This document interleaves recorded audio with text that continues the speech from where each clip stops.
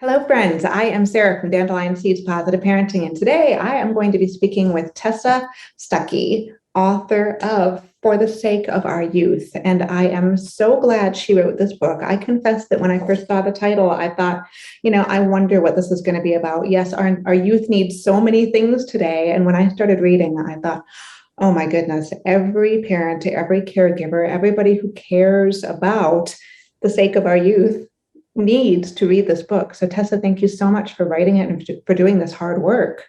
Yeah, thank you so much for having me on. I'm so excited to talk about it. It's been years and years in the making, and I'm happy that I get the opportunity to talk about it on platforms like your podcast. This is great.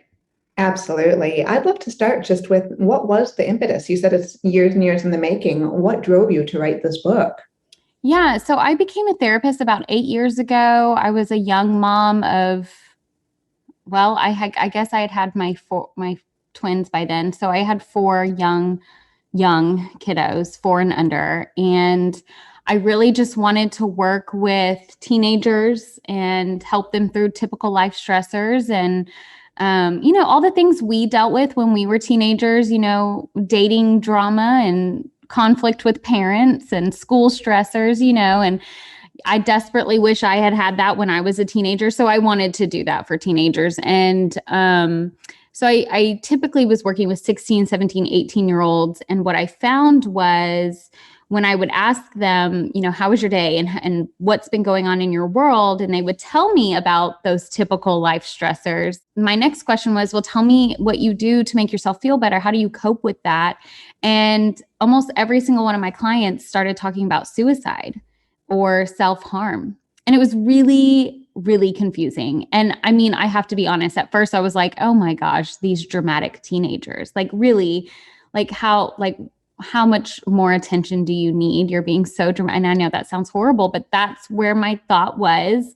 And I also thought, okay, if they're really thinking about suicide, where's the trauma? There has to be deeper stuff going on underneath. It cannot be that their mom got mad at them for not emptying the dishwasher and then they went upstairs and wrote a suicide note. There has to be trauma or abuse or neglect or substance abuse or something. Maybe there's a chemical imbalance and there's true mental illness going on. Like, what is it? And time again, there really wasn't any of those traditional root causes of someone thinking about suicide or hurting themselves. And then I started noticing that my clientele got younger and younger and younger. And I started working with, 13 and 14-year-olds who had been thinking about that. And then right now I'm working with 9 and 10-year-olds. And it's been heartbreaking tremendously. And so about 5 years ago, I, obviously as a new mom, I just kept thinking, like, is this my future with my kids? Like, what is going on in today's world that this is their go-to answer? This is why are so many teenagers, and in our community at the same time, we were experiencing a suicide cluster, and we had lost 6 females, teenagers from the ages of 14 to 17 within a year and a half. And it, shook our whole community. And I would sit with teenagers and they would say things like, I want to see how many people are going to come to my funeral, or, yeah, I'm really happy for her. She was successful. She didn't want to be here anymore. And now she's not. And I was just like, oh my gosh, I can't even believe.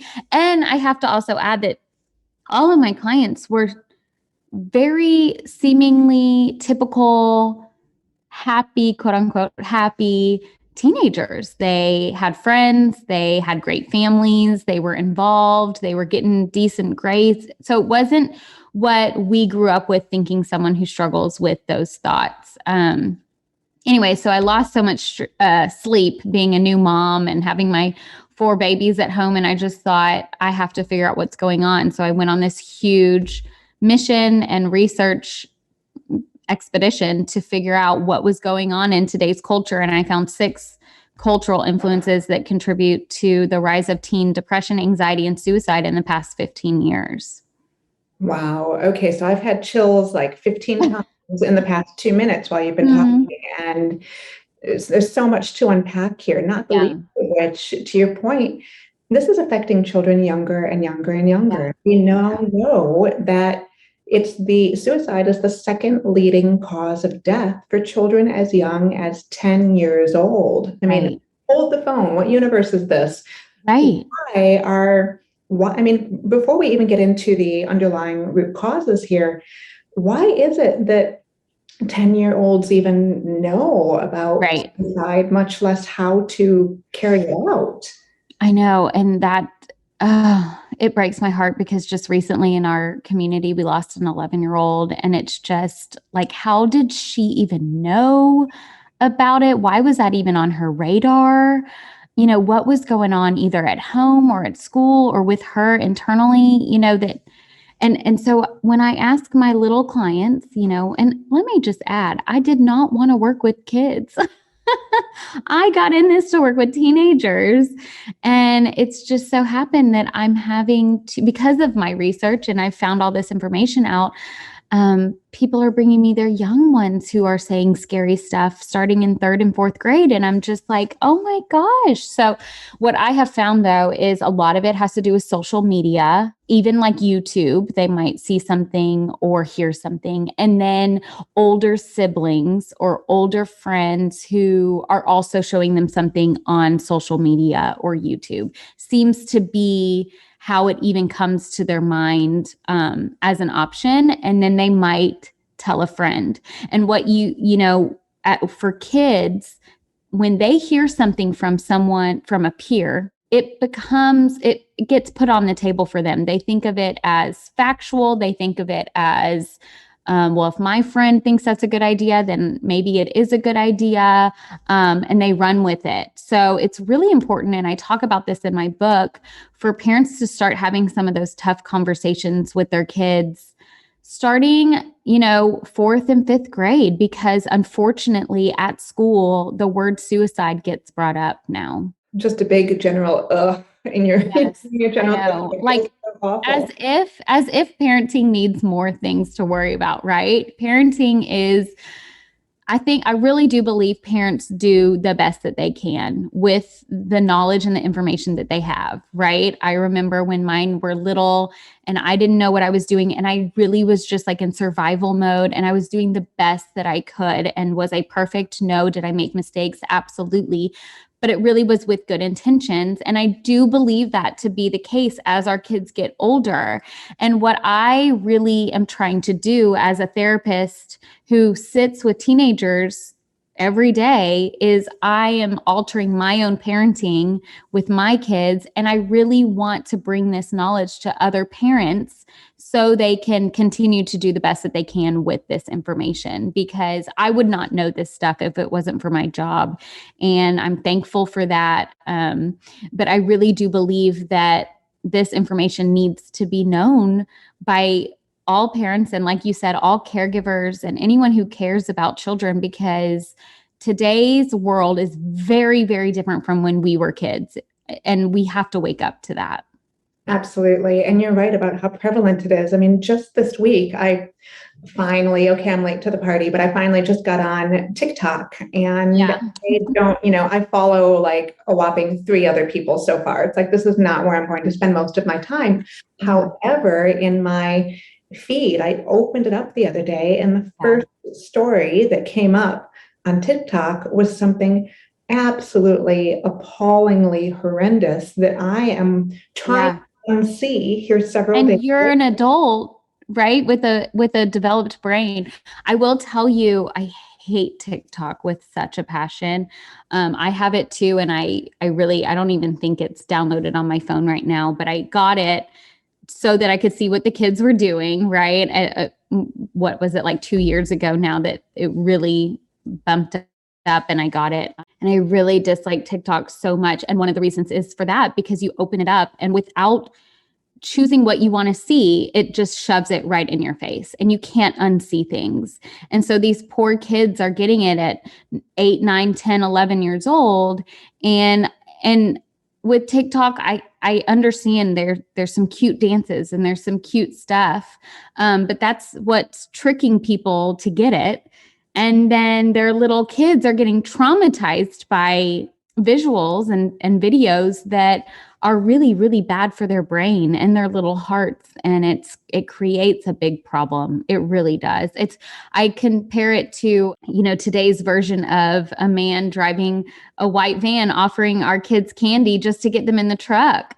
There's cute little dances. It's all cute and all until it's not. And then it's very toxic and unhealthy for our kids. So yeah. And again, you're an adult who saw something and you can't get it out of your mind. So imagine a 12-year-old, 13-year-old. It's not good. It's really not good.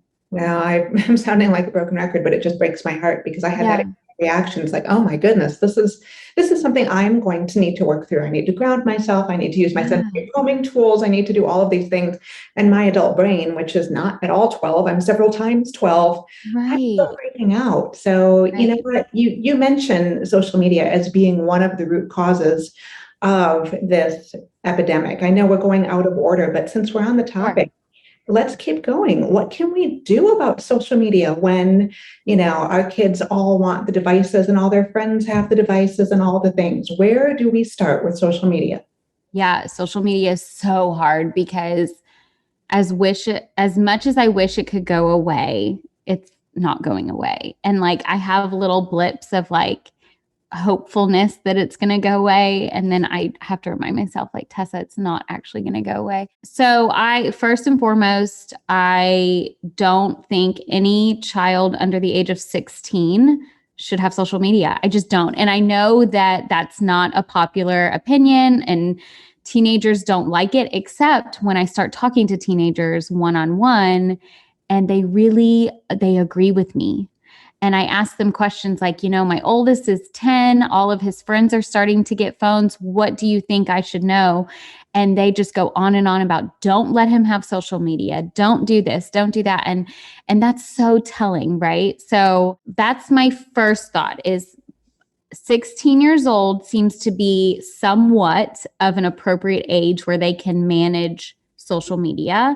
But leading up to 16, it's really important to have conversations with your kids so that they are ready for it when they are 16. When I hear parents say, but my 11-year-old really wants Instagram, or all her friends have Snapchat and she's the only one and she's being left out, it really does break my heart. I hate that our kids are being left out because they don't have a device or they don't have an app on their device. However, I will say that the things that they're being left out on social media are the things that are okay for our kids to miss out on. Those are the toxic things. It's the same thing, when I was 15 and my parents didn't want me to go to somebody's house when the parents weren't there and they knew there was going to be alcohol and drugs there. They wouldn't let me go. Sure, I was missing out socially. I really was. I had to deal with everyone talking about that party on Monday. And I felt I missed out, and it was not a good feeling. However, I also was being kept safe and my parents were protecting me. And I'm thankful for that now. And that's our job as parents, to continue that. We just have to do it on the digital world. So Snapchat, TikTok, Instagram, no. I will say there are some phones that you can give your kids while they're younger that are not the same as a smartphone. They look like a smartphone, but they don't have internet browsing or social media. And Sarah, I'll share with you, I have promo codes for those that maybe you can put in the episode notes or something. But those are really great options so that your kid has a phone and they can learn the responsibility of a phone. And they can text and call, but they're not being swept up into the toxicity of social media. I love that. In fact, it's funny you say that. Just the other day, I interviewed someone and she was telling me how her daughter asked for a phone, and without missing a beat, she said, okay, no problem, you can have a phone. And lo and behold, 2 days later, a tech showed up and installed, get this, a landline in her daughter's bedroom, good old fashioned corded telephone. And her daughter is totally happy with it. She's like, I can call my friends. It's like, whoa, we just went back to 1985 and it's working. Yeah, I love it. We have we have one of those cell phones that doesn't have internet or social media. It only does text and call, and we use it as our family phone. So it stays in the same spot all day long. And when the kids get home off the bus, they're allowed to use it to call grandma, call a friend, whatever. My kids aren't super into that yet. They're 10, 8, and then I have twins that are 6. So they're not completely social through the phone just yet, but that's our plan for now. They have access to a phone where they can call and text people, and we feel safe with that right now. We're hoping that will build that responsibility with the phone so that when it is time to give them their own phone, they know what the real purpose of it is. I can't tell you how many 9, 10-year-olds I have that clients that come to me saying, my mom won't give me a phone. I really want a phone. And I'll ask, well, tell me what you want the phone for. What are you going to use it for? And their answers are to play Minecraft and to watch YouTube. Of course. And I'm just like, okay, yeah, I'm not okay with you getting a phone yet because that's your answer. And that's not what phones are meant to be for. So yeah, it's a really hard time because I know that there's a lot of parents who are stuck in that place. Maybe they have a 7th or 8th grader who that really is how everyone is communicating. But I have also had some really great success stories with people who are not allowed to get Snapchat, and their friends really do care enough to text them through regular texting, or they just simply or the moms get together and let them know, hey, I'm not letting, Susan get, Susan's a horrible example of a name in today's world, isn't it? I'm not letting Maddie get Snapchat. Do you think you could remind Lindsay to text her through regular texting? Like stuff like that we can do to help it out. But we really need more parents on board with this, for one. And then another thing is, if you are going to give your child a phone and you are going to allow them to have social media, one, you need to get all the monitoring stuff figured out. That's why have you been to protectyoungeyes.com? Yes. Okay, so I love them. So that's a really great resource. Bark is really wonderful. Get that squared away, but also you got to have a lot of conversations with your child so that you are avoiding screen addiction. Screen addiction is rampant for all ages. We want to make sure our kids are still getting good sleep, not staying up till 3 a.m. watching TikTok. We want to make sure they're not engaging in any inappropriate behavior or being catfished or tricked in any way. We want to make sure there's not any cyberbullying happening for your child. There's so many things to worry about when you hand over the phone. So it really is better just to delay. But in the meantime, have a lot of conversations with your kids about those things. And then also something that I call digital inclusivity, which is what I was saying earlier, remembering to include the people who don't have a phone or don't have those apps, because that is something I hear the most is I only want to give my daughter Instagram because all of her friends have it and they won't talk to her unless she has it, which is so sad and heartbreaking and ridiculous. So we need to start teaching our kids like, hey, I'm going to let you have this device. I'm going to let you have these apps, but there's still other people your age that don't have it. And if you really care about them, then you need to go out of your way to include them as well. I love so much of that. And I love in particular the fact that you say, screen addiction for all ages. I know, I'm going to raise my hand here. Sure. This thing is often at my side. I run a digital business.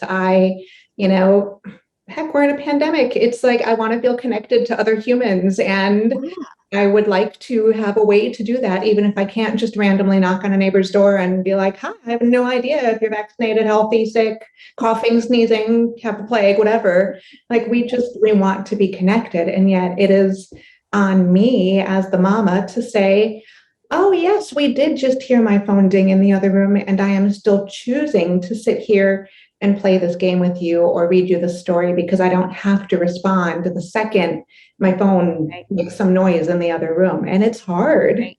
It's very, very hard.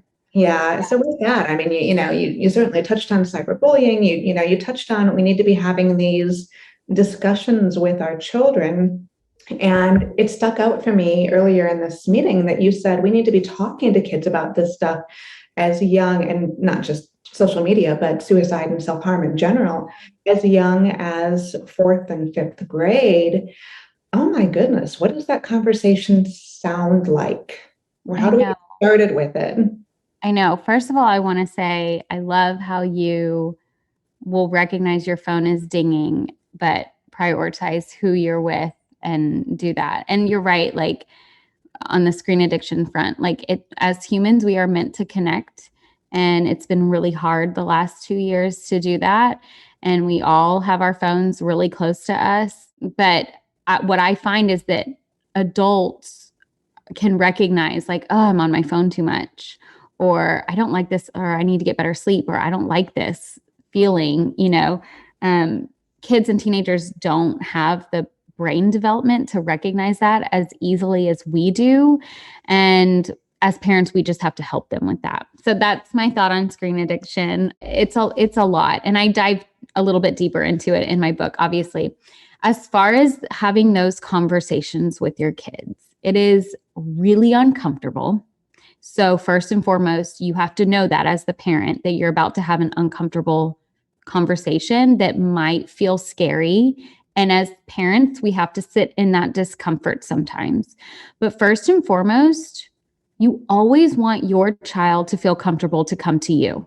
So if that means you're going to be uncomfortable, then you got to do it, right? We got to have those relationships where with our kids where they are comfortable. Like I will sit in discomfort all day long if it means my kid is comfortable to talk to me, and so that means, depending on how old they are, opening the conversation, asking them about a word, have you ever heard this word before? And they might say no. If you've got a fourth and fifth grader who really is sweet and innocent and, is kind of head in the clouds, little sweetheart, they might say, no, I haven't. Or they might say something like, oh, like Suicide Squad, the movie. I mean, yeah, okay. So then you ask them, what do you think it is? What is your knowledge on it? What do you believe it is? What do you think it is? Or how do you know, or how have you heard that word? Has a friend said anything about it? That sort of thing. And then, and I think in my book, I do have it broken down into, how to talk to elementary age, how to talk to middle school, junior high, and high schoolers about this. But basically you want to hear what they believe it is and what they know it is, and let them kind of guide the conversation and go from there. With my kids, it was a little bit of a different situation because they asked me what my book was about. And so that was my opening.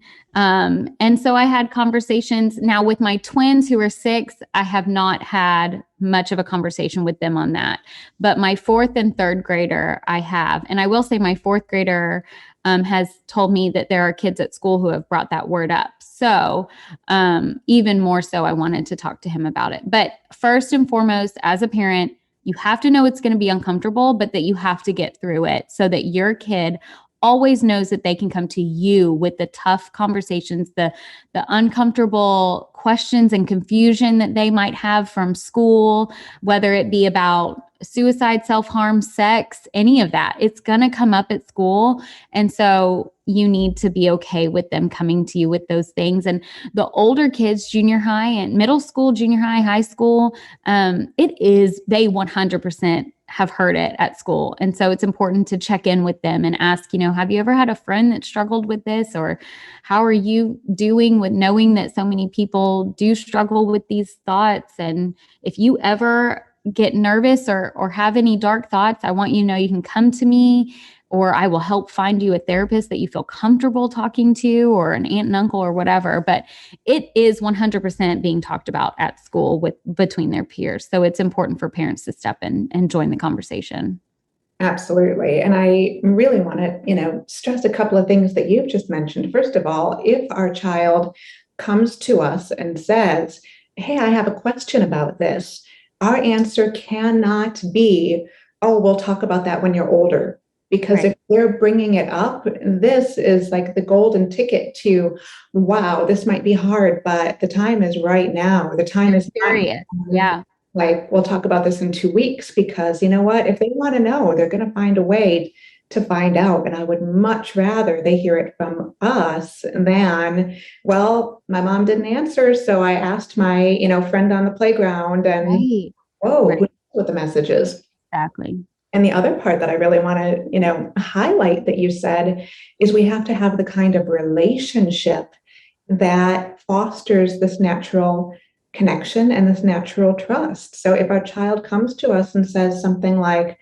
I'm thinking of hurting myself, our response can't be, what are you talking about? What's wrong with you? It Oh, can't be. don't say that.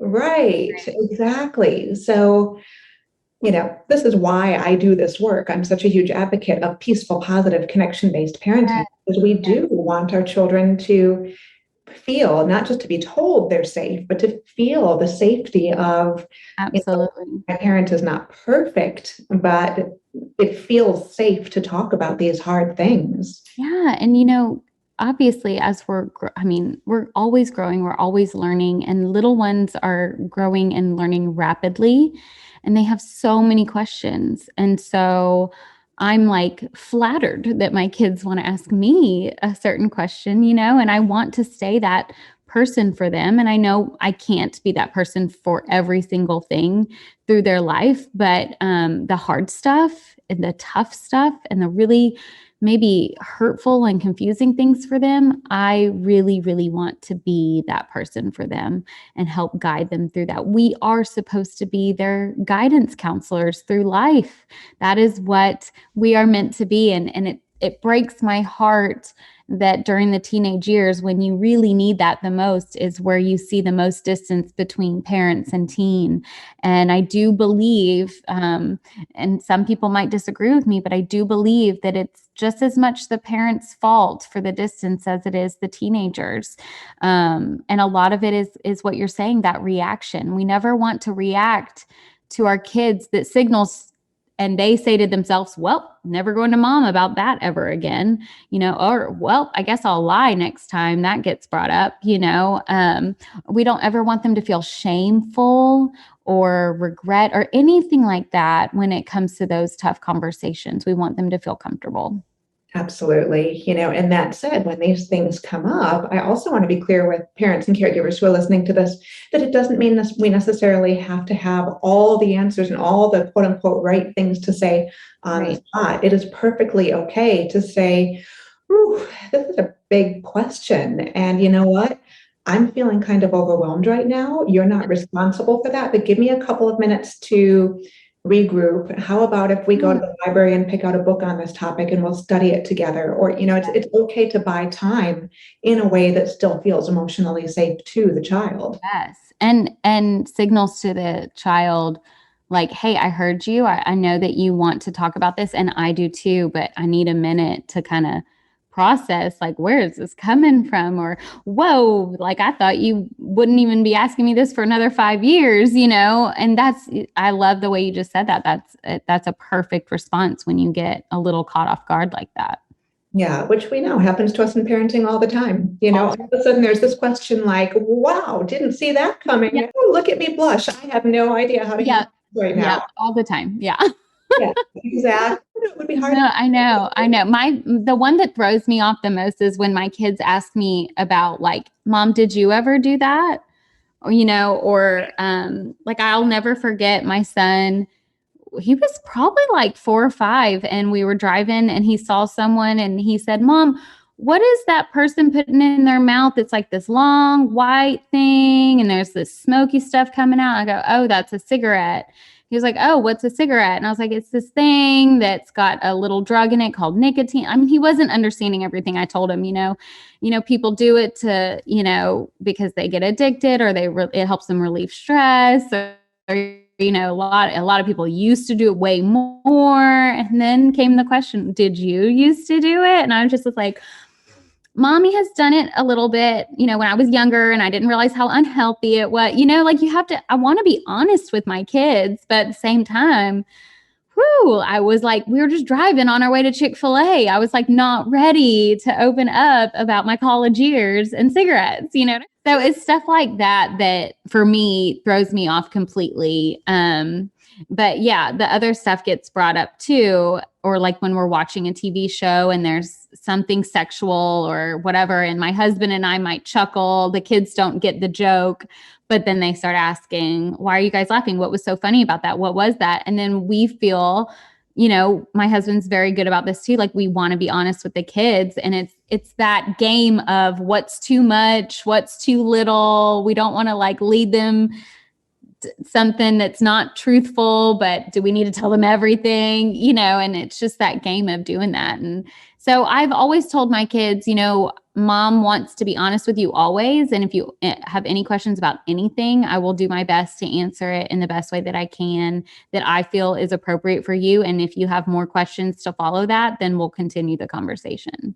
Absolutely. My goodness, yes, you're bringing back a memory of me getting lost in a really rough part of town with my daughter. She was about 4, and we drove past like strip club after strip club after strip club. And she's like, Mommy, look at all the pictures of ballerinas. And there we go. I'm like, yeah, ballet. Yes, ballet. There we go. They are dancers. Yeah, so awkward. Oh, what a sweetheart. That's so cute. They're looking out the window and they're just in their la la land. I love it and hate it all at the same time. Exactly. Oh my goodness. I do want to go back to a comment that you made right at the beginning of our conversation that I think a lot of us were raised with. It's the narrative around when a child talks about self-harm or suicide.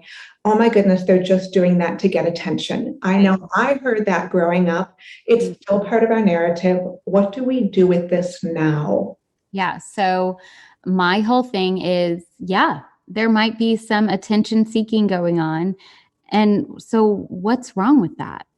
Right? Like, if someone is seeking attention and is going so far as to tell someone that they're going to hurt themselves, then they're really hurting. They're really lacking that feeling of being important and feeling valued. So that's what I go into with my book is attention seeking is a natural quality that we all have. We all seek attention in different ways because we all need it. We all want to feel important and we all want to feel valued in this world. And when we don't feel that, then we start to, get lost in that self-shaming, self-loathing kind of woe is me mindset. And that can easily, at young ages, because of the lack of prefrontal cortex, that could easily turn into really dark and scary thoughts, especially in today's culture with suicide and self-harm being talked about more than ever, happening more than ever, the younger and younger ages. So for a kid, if their best friend just went to the hospital for self-harm and they know that, and they're also feeling lonely and unimportant, then there's a good chance that they might go that route too and think that way too and express those same thoughts. So if it's for attention or if it's not, either way, they're hurting. And that's what we have to focus on. And so when I became a new therapist and I remember thinking that way, it really took me maybe 2 sessions for me to go, oh, what's the difference, Tessa? They're still hurting, whether it's for attention or not. Whether they're lying about it or not, there's still a lot of hurt going on in this soul's heart. And that's what I am here for, is to help them through that. Is suicide or self-harm ever the right answer? No, it really is not. And that's another thing you can say to your child if you are having that conversation. I said it to my young boys. It's like, it's never the right or an okay answer. It's never okay to do those things. And it's my job to keep you safe. So if you're ever thinking about that, you have to come to me so fast, But yeah, I think attention is something that people put such a negative connotation to, because I will say, and I think I say this in my book, some people who seek attention, it can get annoying and it can get bothersome. And it's like, are you serious, dude? And when they go that far, it can be frustrating and upsetting, but regardless of the reason, it's still hurt going on in their heart. So. Absolutely. And I love that reframe and I totally share it. We all seek attention, and no matter what it looks like, even if it is annoying, even if it is scary to us, the answer is not to turn a blind eye to it. And the answer instead is to lean into it and say, you need something. I may not know how to give it to you, but you need something. And what can we do to help change the trajectory that you're on so that you don't actually follow through? Yeah. And how can you start to get attention in a healthy way? How can you feel important? Because you are important. So like, how can we show that to you? And what relationships need to be worked on a little bit so that you're feeling that? Absolutely. Yeah. So it does beg the question, what about the kids who aren't talking about it? I do remember growing up, and in fact, I'll share, I had a roommate my junior year at university who I came home one day with our other roommate and we walked in and she had attempted suicide. She had taken a bottle of pills and we walked in Oh and my found her gosh. Yeah. slightly conscious. And, we made the phone calls and got the help and, they whisked her away and we never saw her again. She lived. We know that she lived, but she did Yeah. not come back to university. She transferred and all that. But, this is more common than many of us think. But she had never said a word to us about it. And we lived with her. And this was I had mixed feelings about the Greek system, but this was when I was living in a sorority. I mean, we had a house full of 50 girls and Yeah. And no one picked up on it. nobody picked up on it. Yeah. What are the things we need to be watching out for the So people? that I will say, Sarah, that's the scariest part is that especially in today's culture, it is so hard to detect because these kids are not kind of what I was saying in the beginning. They're athletic, they're involved, they've got friends, they're not isolating as much. They're not sitting in a corner sulking the way that, but obviously your sorority sister was struggling internally and was hiding it really well. So it can be really scary and hard to do that. But again, that's where I say that we need to start having these tough conversations with our kids because it's being talked about at school. Other kids are attempting it. So we need to know where our kids stand, right? But there are the traditional signs too, like a big change in behavior, like someone who has always done well in school and has had motivation all of a sudden can't get out of bed and has zero motivation and doesn't care about grades anymore, isn't hanging out with their friends anymore. Total change in behavior can be a really big sign. You also have to be careful if there's any medication involved because while medication can be very helpful, it can also be detrimental for some. So like you always have to be careful with the medication route. Checking in with other people in their lives, like their best friends or their favorite teacher, asking how are they acting at school? How is her behavior lately? But it's really hard to detect. I'm not going to lie. It's hard and it's scary. And the only thing as a mom that I feel is helpful is to have continued conversations with my kids about it and just checking in and reminding them that they can come to me. And so for parents who maybe don't have a comfortable relationship with their teenagers or their children, I suggest finding them someone who they do feel safe with, whether that's an aunt, an uncle, a teacher, a coach, a therapist. Find them someone that they can be real with and can open up to about the tough stuff.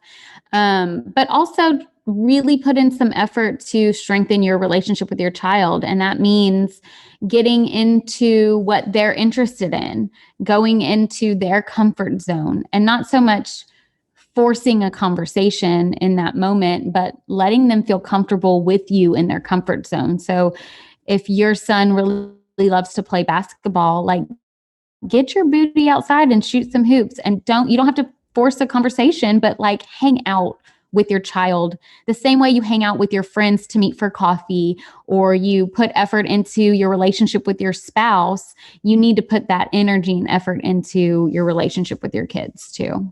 Absolutely. And then once your child is comfortable with you in their comfort zone, they will open up. Like, rest assured, I tell this story all the time. I think it's in my book. I was putting my 6-year-old, this was when my 8-year-old was 6. I was putting him to bed, and I try to spend each night with the kids a little bit of time in their room. And he wanted to play Legos. So I'm playing Legos with him and just, totally comfortable talking about Lego Batman and this mobile, and let's put some plants on that building over there, whatever. And then he just looked at me and he said, Mom, how old will I be when I get to kiss a girl? And I was just like, oh, okay, we're going to have like a sex talk right now. So, he was so comfortable asking me that question. And I would have never been like, hey, buddy, you've been thinking about kissing a girl? I would have never thought to do that. And he felt comfortable with me while playing Legos. He didn't even try to make eye contact with me. We just kept on playing Legos while we had this conversation about when it's okay for him to kiss a girl. And it was just a really productive, wonderful conversation that I think he would not have felt comfortable asking me had I not been playing Legos with him. So I love that. And it's not like you were sitting there with, Catwoman saying, hey, how does Batman feel about her right now? Like this is just totally organic. Right. Yeah, absolutely. Yeah. Oh, I love that. And just the fact that you allowed for it to happen rather than, oh, we're just going to talk about going to bed right now. Cause like, yeah. Oh no, it's night time. We'll talk about it later. Yeah, no, I'm really big on like very much what you said. If they're coming to us with something, it's on their mind, and we can't read minds. We can go off of what they ask though. And that's our opportunity to take it and do something with it. Absolutely. Oh my goodness. Well, I feel like I could talk to you all day long. And certainly in your book, you have other root causes that I want people to know about because they're there and they're real. But wrapping up for now, is there any takeaway, anything we haven't discussed that you really want people to know? I think my biggest thing I really want parents to understand is that in today's world, our kids struggling with dark, scary thoughts is more of a mental health issue rather than a mental illness issue. So our kids do not have to be diagnosed with depression or anxiety or anything intense anymore. It's happening very easily. And a lot of that has to do with our kids being on social media and addicted to screens, or the biggest one I think is growing up in a world full of instant gratification, and our kids are growing up not knowing how to self-regulate and cope. Because starting at a very young age, we don't really let our kids get bored anymore. We hand over a screen, and that's something really important that we need to work through so that our kids learn how to struggle and how to self-regulate and cope and get through typical life stressors, and know that suicide and self-harm really are not meant to be on the coping skills list at all. No, never ever, and just to be perfectly clear for anybody who's watching this, it doesn't mean, you don't mean by self-regulation, we're leaving our 1-year-old to cry and figure it out. And, No. It's responsive parenting, connection-based parenting with plenty of room for boredom, with plenty of room for solving problems. And, if they drop and break their favorite toy, you don't necessarily rush out to the store and replace it. It's right, exactly. The feelings about the broken toy. So yeah, no, exactly. Not ignore your child by any means, but also finding that balance between letting them know that there is strength within them to get through it. So what happens is we as parents, we take on the fixer role from the get-go, right? I mean, we're wiping their booties, we're opening their puffs cans and handing it to them, right? We're taking care of them. And what we need to do is, once we're done with the fixer role, we need to gradually move into the supportive role. What I see as a therapist is a lot of parents are staying in that fixer role. So gradual developmental struggles are not happening for our kids, like boredom, right? Boredom is one of the first uncomfortable emotional experiences our kids can go through, and starting at a young age. And we're not even allowing that to happen anymore because there's the convenience of Netflix on your phone when you're out to eat, right? And so exactly what you were saying is teaching them how to self-soothe with understanding their emotions and having a plan on to how to self-regulate that does not involve the immediate gratification of a screen. I love this work that you do. I once made Mr. Chaz, when I interviewed him, really uncomfortable by saying, I love you. Well, Tessa, I love you. I am so thankful for this opportunity to talk about it. And I could talk about it all day long too. So maybe we just need to set up another session, because I would really love to expand even more. But all of what we've talked about is in my book, and I share a lot on my Instagram as much as I can with this stuff. And that's another point that I get a lot as parents are like, well, how are you on Instagram if you're so against social media? And the truth of the matter is I do not like social media. I really don't. However, I know that's going on in today's world. So I'm trying to use it for good rather than evil. And I'm trying to stay very productive with it and beneficial. If anyone is getting on just to mindlessly scroll, that's where there's a lot of the unhealthy stuff and toxicity that comes from it. So I try to avoid the mindless scrolling and the unhealthy practice and keep it productive. You're my soul sister with all this stuff. I love it. So thank you, Tessa, so much for being here. I feel encouraged. I feel hopeful. I feel empowered with my own child, as well as for all of the parents and caregivers out here. So thank you so much for your time today. And yes, we will have another chat. Okay, good.